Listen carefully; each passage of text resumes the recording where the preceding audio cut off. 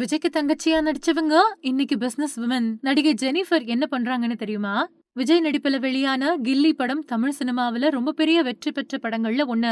20 வருஷங்களுக்கு பின்னாடி ரிலீஸ் ஆகியும் கூட பல கோடிகளை குவிச்சுது.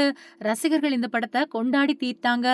கில்லி படத்தை பார்த்த எல்லாருக்குமே அவரோட தங்கச்சி கேரக்டரை மறக்கவே முடியாது.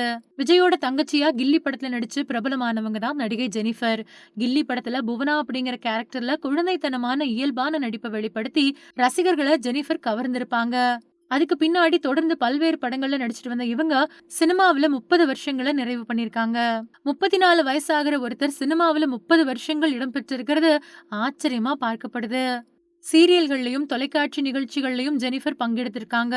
இவங்களோட இன்ஸ்டாகிராம் பக்கத்தை 1,00,000க்கும் அதிகமானவங்க பின்தொடர்றாங்க. சினிமா வாய்ப்புகள் இப்போ இல்ல அப்படின்னாலும் பிசினஸ் பண்ணிட்டு வராங்க ஜெனிஃபர். அதுபடி இயற்கை முறையிலான சோப் தயாரிச்சு விற்பனை பண்ணிட்டு வராங்க ஜெனிஃபர். இப்போ பிசினஸ்ல முழு கவனம் செலுத்திட்டு வரக்கூடிய ஜெனிஃபர் நேச்சர்ஸ் ஜாய் அப்படிங்கிற பேர்ல ரசாயனம் கலக்காத பொருட்களை தயாரிச்சு விற்பனை பண்ணிட்டு வராங்க.